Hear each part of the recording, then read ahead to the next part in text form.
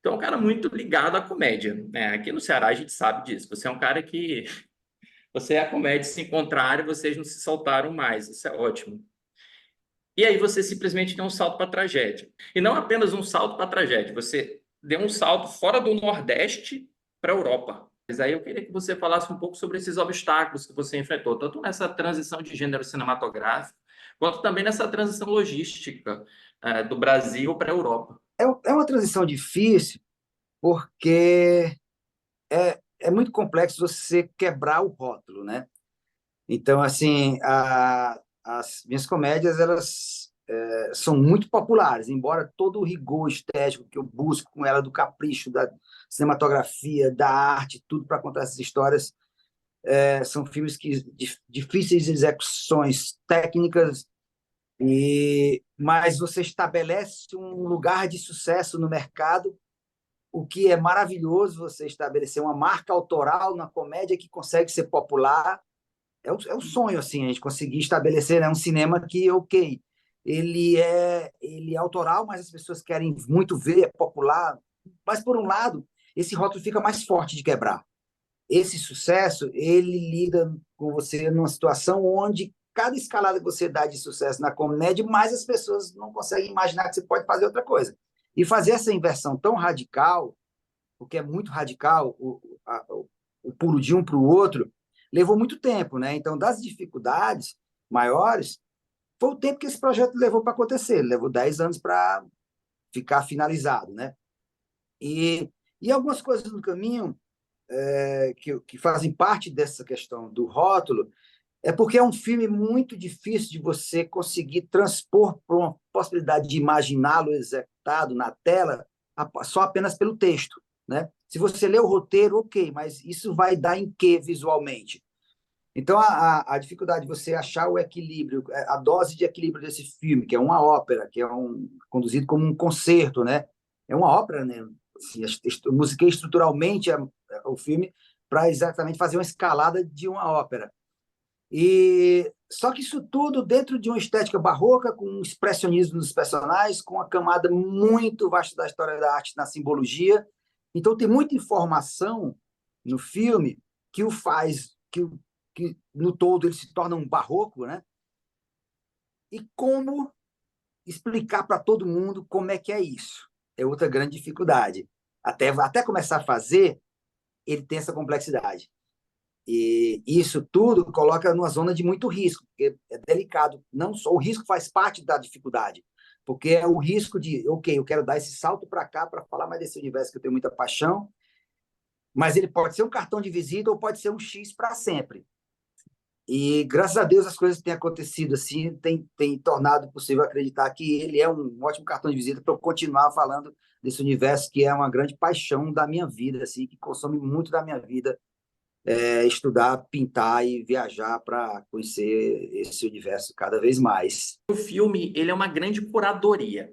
Desde a citação inicial que você traz uma poetisa, Gertrude Stein, você traz Uhum. o pintor Vasily Kandinsky, que está lá falando do vermelho e do azul. Você vai trazer obras de arte de Monet, claro, que está no título, Ené, Alexandre Cabanel, você traz citação do Ferreira Goulart, você traz música do Tchaikovsky, do Beethoven, você traz o fado de Portugal, você explora o fado. E eu acho que tem um trabalho muito difícil de curadoria de arte. O que que eu posso trazer para dentro do meu filme que faz sentido para o meu filme? Como foi esse trabalho de curadoria? Ele é muito profundo em curadoria mesmo, seja pela música ou indo até para a pintura, né? Então tem vários momentos que algumas referências artísticas estão compostas ao filme integradas na dramaturgia. No momento que ela reproduz, que Samantha, que Florence reproduz ali o quadro Os Amantes de René Magritte, é no ápice da relação dela quando ela vai realmente se expor e se entregar por completo em busca desse método que ela encontrou, que ela vive de adrenalina, usando as pessoas, né? Então, ali é uma referência. Por exemplo, no momento que Johannes pinta aquelas mulheres na busca desesperada por encontrar aquela musa, e ele coloca todas elas numa moldura, num plano que ele termina a cena colocando numa moldura, numa referência às mulheres de Avignon de Picasso, ali é a busca desesperada dele da ruptura que Picasso encontrou com mulheres de Avignon. Aquele quadro mudou a história da arte, mudou a história da vida de Picasso. Dali veio o cubismo e mudou tudo, né? Então, assim, num outro momento em que ele está naquele vídeo, ele aparece 5 vezes aquela imagem reproduzida, ali se refere a Andy Warhol, na multiplicação da imagem, quando a mesma imagem, a reprodução dela, na tentativa de você... que ali vem a pop art, né? Todo esse universo transitando ali por esse personagem. Quando você tem um momento específico, lá no final, no último movimento, quando a câmera sai de um quadro, uma pintura do século XVIII e passeia por umas máscaras africanas, é uma referência da transição, da ruptura da arte, que começou numa máscara africana, foi numa troca nesse intercâmbio cultural, que às vezes as pessoas falam até de apropriação cultural. Essas máscaras africanas foram que deram referência lá para o Picasso pintar as mulheres de Avignon, que depois dali veio o cubismo, que Modigliani também bebeu dessa coisa das pinturas primitivas africanas, né? Então, o filme ele tem a história da arte em várias camadas ali, além da relação das cores. Até mesmo quando você vem para a música, toda relação tem uma curadoria. Por que Donna Summer toca naquele momento naquela boate? Ali é o momento mais colorido do filme, onde ele mais explode em cores. Donna Summer foi uma exímia pintora. A obra dela está toda paletada naqueles quadros. E quando você olha a obra de Donna Summer, ela dialoga com aquela cena. E a obra de Donna Summer, a pintura é o lugar de refúgio dela que ela encontrava para as pressões do mercado. Ali ela conseguia ter paz. Que isso se relaciona muito também ao que Van Gogh dizia. Ele encontrou a paz porque pintava, quando pintava, né? Então, quando você escuta Erik Satie, adaptado às cordas portuguesas, Erik Satie, aquelas músicas que estão lá são as músicas que foram compostas no momento mais amoroso dele, quando ele viveu uma grande relação com Suzanne Valadon, que foi uma grande pintora, musa de Degas, de Renoir, de Monet, e se tornou uma grande pintora, mãe de Maurice Utrillo também, que foi grande pintor, amigo de Modigliani. Então, ali é a expressão do amor dos dois como música que está colocada ali nessa história. Então, não existe um frame que não tenha uma curadoria. O filme tem essa linha inteira. Até onde você for até o final, vai ter essa curadoria. E o principal do Johannes, o drama do Johannes, vem no Tchaikovsky, no concerto para violino de Tchaikovsky. No primeiro momento é só o violino, quando ele encontra ali. Depois vem violino e piano, que é no momento que ele está naquela busca que é... E depois vem o ápice, que é violino e orquestra. E esse concerto de Tchaikovsky vem para fazer a metáfora da não aceitação. Esse concerto, quando Tchaikovsky compôs, ele estava à frente do seu tempo, ninguém entendia. A pessoa que ele compôs para dar o nome não quis tocá-lo, disse que era muito desconcertado tudo, e a pessoa precisava ter 6 dedos para tocar aquilo. O concerto foi finalmente tocado e foi um fracasso, e foi assim, as pessoas, a crítica massacrou Tchaikovsky. Aquilo. Então, assim, é o lugar que Johannes se encontra, sabe? Então, tudo que está lá, seja de música, seja de cor, seja de frame, tudo tem esse ponto de curadoria que você tocou. E é a primeira vez que alguém toca nesse aspecto, sabia? Ninguém tinha olhado o filme ainda para falar sobre curadoria. Tem certos processos de construção, Chico, que eles envolvem transformação física, transformação emocional, psicológica, mas tem outros que eu acho que você fica muito dependente do teu diretor, no sentido de que você confia no diretor de que muito daquilo que você está tentando retratar emocionalmente, através do teu corpo, também vai ser preenchido com decisões da direção. Interpretar uma deficiência visual como a cromatopsia, isso, que é a incapacidade de ver cores, de perder a acuidade visual, deve ser ainda mais difícil, porque você deve trazer isso como uma abstração. Como deve ser um mundo em preto e branco? Eu queria que você comentasse um pouquinho do teu processo. O código da representação ele é estabelecido no início. Você fala, isso aqui é uma caixa de fósforo, isso passa a ser uma caixa de fósforo. Então, eu não precisei, confesso, eu não precisei viver um tormento de quem tem a cromoterapia. Isso foi dito simbolicamente pelo diretor na narrativa inicial dele, e a partir dali é tudo responsabilidade dele. Ou seja, o Johannes, as pessoas, o espectador, passa a acreditar que ele tem aquela deficiência, mas eu não tive esforço nenhum em compor aquilo, inclusive porque é uma consequência da visão. Então, eu não poderia, não é um manco, ou não é um cego, quer dizer, é uma espécie de cegueira, mas não é algo facilmente captado de fora para dentro, entendeu? Nessa questão. E depois o seguinte, falando em falsificações, essa arte do interpretar, basicamente é isso, né? É uma mentirada, ou seja, somos mentirosos profissionais, falsários profissionais, e vivemos da procura da mentira constantemente, claro, para chegarmos a uma verdade do personagem, da doença daquele personagem. E doença eu digo numa metáfora maior, né? Eu acho que sim, somos falsificadores de origem. Agora, para mim, é um personagem ímpar, no sentido que me leva a instâncias de interpretação onde mistura muito tormento e junto com a procura da beleza. Muito tormento, uma procura de poder, o poder de ainda estabelecer critérios estéticos. É muito tormento procurando estabelecer-se ainda no mercado, muito tormento na função da perda, não só da acuidade visual, mas também do afeto, do amor, o amor verdadeiro, o amor real. O sangue corre mais lentamente nas veias, ele procura uma temperatura maior para sobreviver. Então, é um personagem muito, muito, muito humano no sentido desse embate entre luz e escuridão, entre vida e morte, né? Eu sou muito agradecido ao Alder por ter me proporcionado o Johannes. Só complementando o que o Chico falou, porque, na verdade, a relação das cores está muito no que é o ponto de vista dele, né? Então, naquele ponto de vista dele, tem uma escalada, onde no começo você entende o estado inicial e ele começa a ter uma melhora na medida que ela surge na vida dele, tanto de ganho de nitidez como de cores. Você começa a ver essa visão melhorar. E ela chega um momento que ela tem, você percebe ela crescendo, ele chega a enxergar o verde até num determinado momento com ela. Quando a Antoinette liga, no momento de uma ligação, aquela ligação interrompe tudo e a visão dele fecha de novo. Então, a visão dele está muito atrelada ao que a imagem dela traz para ele. Então, essa visão, essa presença dela é luz. Tanto é que no momento final, que a ruptura aconteceu, que ela não quis mais posar para ele, que eles se encontram lá naquele banco da praça, ali a visão dele está caótica, já está assim, muito pior. Se você vai acompanhando esse ponto de vista dele, sempre tem isso. O Johannes, ele estabelece o que o Chico falou, né, que esse código, ele estabelece um código narrativo que é o código da falsificação. Ele é um artista, mas ele também é um falsificador. E ele é um artista falsificador, né, hifenizado. Então, a falsificação dele é uma arte por si só. Você tem a Florence, ela é uma espécie de falsificação da imagem memória que o Johannes tem da Adele. Então, ela não é a Adele, ela é uma falsificação da Adele. E ela própria também é uma falsificação dentro da narrativa quando ela está atuando. Ela está atuando, sofrendo críticas, represálias, discriminação por ser uma brasileira, interpretando uma personagem tipicamente portuguesa.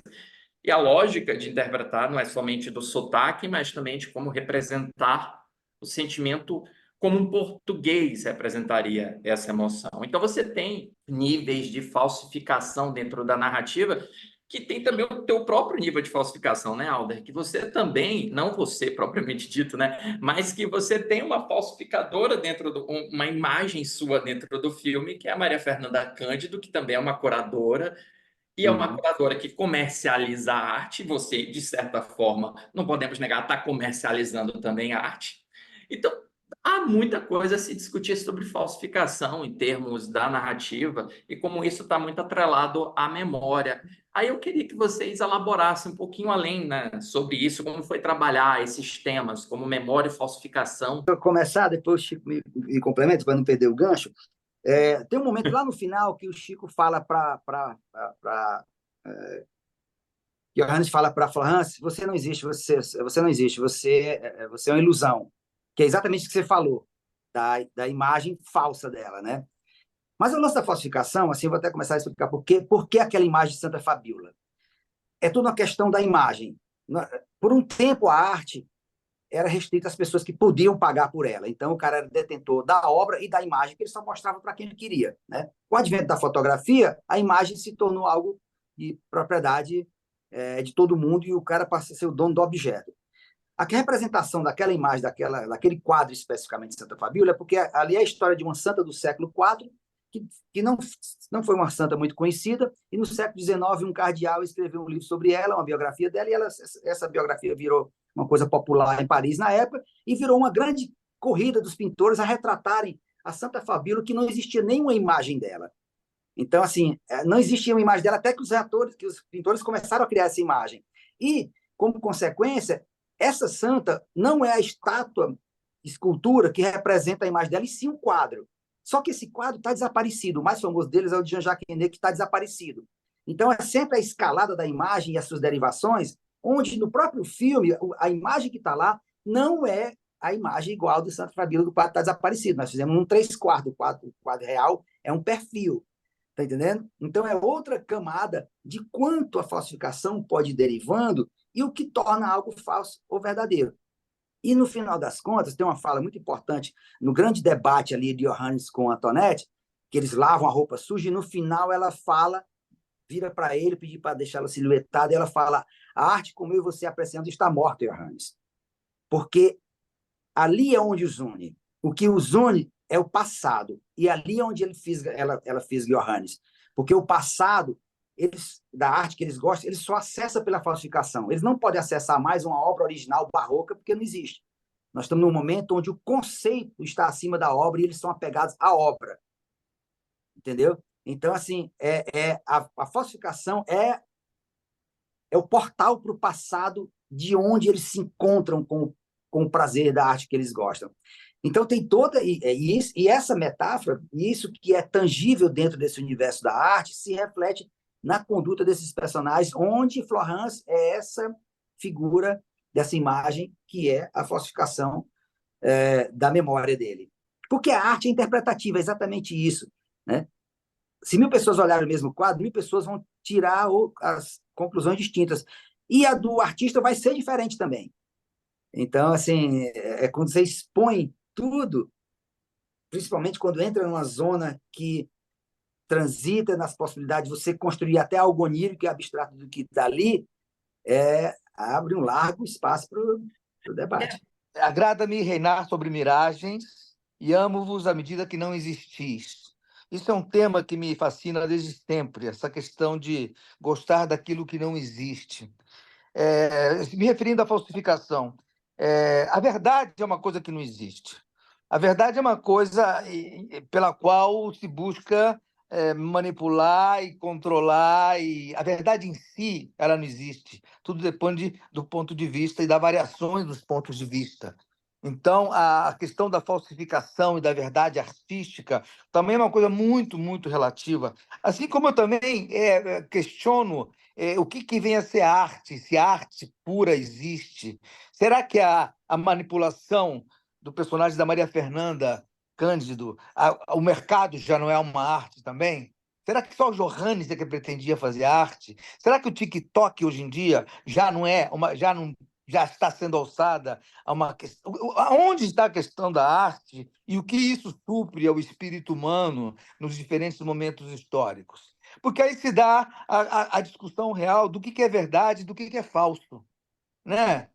O que a gente está vivendo no mundo distópico das fake news, o que é verdade e o que é falso? O que está dentro e o que está fora? O que é liberdade e o que é prisão? Então, e outra coisa importante nesse filme, apesar das nossas certezas ao afirmarmos teses, eu acho que esse filme devia ser visto mais como provocador para debates do que afirmações sobre arte. Porque nós temos muitas questões envolvidas no filme e a gente não define verdade nenhuma sobre nenhuma delas. Então, é um filme mais para provocar, para abrir um campo reflexivo de mercado, de arte, de artista, de miséria, de realidade. Esse filme, para mim, é mais provocador, porque ele é imenso, é um filme imenso. Possíveis caminhos de interpretações são variadíssimos. Então, nesse sentido, ele menos determina coisas e verdades do que ele provoca questões a serem discutidas. Esse é o grande valor do filme para mim, é ele provocar possíveis debates posteriores, sabe?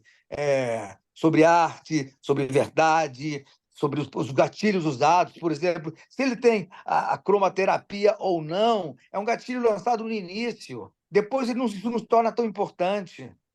Se ele fugiu da prisão, isso no início, depois não se torna tão importante. E então são muitas camadas a serem desvendadas, mas eu não gostaria que esse filme fosse uma tese sobre arte e sobre verdade sobre arte, entendeu?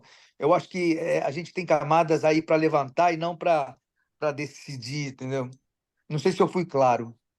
Eu acho que ele pode até esbarrar, talvez, no tom manipulatório da personagem da Maria Fernanda Cândido, num caminho da crítica da arte como puro comércio, mas, por outro lado, também abrir uma avenida de discutir como o que ela faz também é arte, como o Alder até já citou anteriormente. Eu acho que talvez pelo interesse financeiro apenas dela, ou exclusivista dela, talvez abra essa avenida de discutir o comércio ou a comercialização da arte e essa ideia da falsificação, né? Proporcionar experiências de verdades não verdadeiras, digamos assim, ou não provenientes da alma do artista, embora seja uma falsificação que proveio da alma do Johannes. Naquele momento, a alma dele foi de falsificar a Santa Fabiola. Então, até onde isso vai, né? Ali a técnica, ali a Mas é escrita. arte, é É, arte. Isso não é arte, ou isso são manipulações de comércio, são procedimentos comerciais, isso é arte. Onde está a questão da arte, né? Há várias questões, eu acho que há mais questões no filme a serem levantadas do que respostas que o filme dá, entendeu? não, eu acho que como toda arte potencial, ela vai puxar perguntas e não respondê-las, né? Isso, Perguntar é muito isso, mais isso. valioso para a autodescoberta do que responder, porque quando a gente responde todas as perguntas, o que é que nos resta, né, na vida? Mas a gente trata a comédia como algo menor. A gente não vê o método da comédia, a gente não vê, por exemplo, como até hoje a gente fala de comédias do Billy Wilder de 70 anos atrás. É, tu sente isso, ou tu sentiu isso ao longo da construção da. Você falou da popularidade das tuas comédias, tu sentiste isso, esse preconceito artístico? Veja, não é um preconceito popular, porque o povo gosta de comédia, a gente gosta de rir, mas você sentiu um preconceito artístico dos teus pares? Isso é desde quando eu comecei minha carreira que eu passo por isso, de tudo. Assim, ele existe, né? As pessoas tentam sempre colocar, principalmente o nosso lugar que a gente transita, de fazer cinema, de mercado, de literatura, de crítica, de tudo. As pessoas sempre. O público não, o público embarca na comédia e vai desarmado e curte e cumpre o seu papel. Mas existe assim uma falta de buscar entender como é que é feita a comédia, a complexidade que ela é o gênero mais difícil, que não dá margem nenhuma para você ter dúvida na hora exata se ele é sintomático, ou riu ou não riu. Ele não te dá o tempo da introspecção. Rapaz, vou amadurecer esse filme depois. Ele tem essa dose de imediatismo. Isso é muito difícil. É muito difícil. Então, assim, ao longo da minha carreira, tudo que eu fiz até hoje existe uma camada de preconceito muito presente. Porque tem uma coisa, cara, assim, mas eu não sofro com isso, não. Para mim tá tudo certo. Mas assim, a minha trajetória, eu sou um cara que era da luta e que resolveu fazer cinema depois dos 30, sem nunca ter estudado. Dentro do meu universo mesmo, no Ceará, das pessoas que já faziam cinema, eu era um doidinho. Isso aí, chama um doidinho. Aí você vai e faz os filmes, né? Aí você faz o Cine Hollywood, aí aquela coisa toda. Aí, ixi, isso é uma sorte muito grande de iniciante. E aí vira a chave para esse lugar, né? E por exemplo, era um filme feito que ele não tem concessão nenhuma, regra nenhuma de roteiro, de mercado, nem nada. Ele é a intuição com a paixão de contar alguma coisa. E foi aquele sucesso todo. Então, a cada projeto é como se você tivesse que se provar. Existem pessoas que levaram 10 anos para entender o que eu faço, sabe? E agora estão entendendo. Quando vem o vermelho, já viram outra chave, porque vem também um preconceito de não pode. Como assim? O cara vem do sertão do Ceará, nasceu no sertão do Ceará, fez o Cine Hollywood, fez o Chalim, fez os Passas e fez esse filme. A sensação que eu tenho é que a assinatura leva as pessoas a olharem de uma forma que se eu arrancasse meu nome de lá e colocasse um nome francês de alguém, tava tudo lindo e maravilhoso. Então, cara, é uma realidade, eu te digo, é uma realidade, eu passo por isso o tempo inteiro. Às vezes as pessoas me agridem, cara, porque assim, é um sentimento mesmo, tá tudo certo, mas acontece mesmo. Acontece mesmo. Na boa. Então, e não vai ser diferente, como te digo, tem muita gente que levou 10 anos para entender o que eu faço como comédia, tem gente que vai levar 10 anos para entender o que eu estou fazendo como drama. E o Vermelho Monet é o primeiro disso. Ele não está no lugar do okay, o que é que se parece com esse filme. Quando o Cine Hollywood foi feito, o que é que se parece com o Cine Hollywood? As pessoas iam buscar os Trapalhões, mas não é. Iam buscar Lisbela, mas não é. Nada se parecia com ele. É como Mulheres de Avignon sendo posta à prova ali. O Vermelho Monet, com toda a cinefilia que você tiver, vai faltar o que é com o que é que ele se parece. Então, tudo que tem uma dose de frescor causa estranheza, né? E a estranheza pode ser, como parte dela simbólica, a minha assinatura. É realmente o que eu quis fazer, são as músicas que eu gosto de ouvir, sabe? São os pintores que eu curto e tudo. Não é pretensão nenhuma, não, o cara quis ser culto, quis ser boçal, quis ser... Não! Isso é minha paixão, tá? Eu só estou abrindo meu coração para as pessoas verem como é que eu vejo esse universo, tá entendendo? Muito bom. Mas o fato dele ter essa dose de complexidade, de paixão, muitas vezes vem com uma camada de que achar, o cara é pretencioso. Meu, não, acho. Eu só estou expressando um sentimento, tá entendendo? É paixão, cara, é só isso. Como foi o Cine Hollywood, como foi Shaolin do Sertão, como são todas as coisas que eu me proponho a fazer, sabe? Para a gente concluir, eu estou preparando, Chico, Alder, uma lista de 1001 filmes para ver antes de morrer, mas eu não quero nenhum filme óbvio. Eu quero aqueles filmes que vocês guardam perto, um filme que você guarda perto do coração e que talvez as pessoas não conheçam, e que vocês serão o caminho através do qual as pessoas poderão assisti-lo e conhecer um pouco mais do coração de vocês pelos filmes que vocês amam. Aí eu queria um de cada um, se possível. Cara, eu tenho um. Agora tu vai me ajudar a lembrar como foi a tradução dele do português aqui. É do Jacques Rivet. É Certo, 4 horas e meia o filme. certo. Ele é de um pintor e um modelo. Meu Deus, é doido. É um Eu, filme de 4 horas e meia. Sabe Jacques Rivet, diretor Não é A Bela francês? Intrigante, não, né? A Bela Intrigante. A Bela Intrigante. Esse aí, esse aí. Se é 100 filmes do cara morrer, esse aí, como tem 4 horas e meia, é bom acabar assistir logo para não faltar tempo. Se o cara de repente morrer, pode ser que não dê tempo. E você, Chico? cara, eu vi um filme em Lisboa no semestre passado, um filme romeno, mas eu não vou saber o nome do diretor. É um filme que se chama Fevereiro. Fevereiro. Tá, eu não conheço. Fevereiro.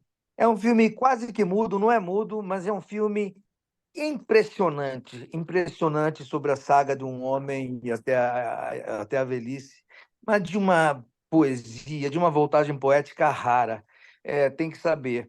E também me lembrei agora, quando você provocou a pergunta, de um filme do Kurosawa, você vai saber melhor que eu o nome, que é um filme sobre um funcionário público, um cara que escreve. Eu vou te dar uma sugestão. Tem uma versão, uma refilmagem, porque na verdade uma readaptação dessa obra é recente, do Viver também, que é estrelado pelo... O nome do ator me fugiu agora à cabeça, mas é um ator inglês. Ah, mas não se compara, não se compara, não Não, é se bem compara. diferente. Não, não se compara, mas vale a pena você conhecer. É do diretor Oliver Hermamos. Um Eu diretor tentei, eu tentei, que confesso que eu tentou. tentei, mas não embarquei como embarquei no do Kurosawa, não.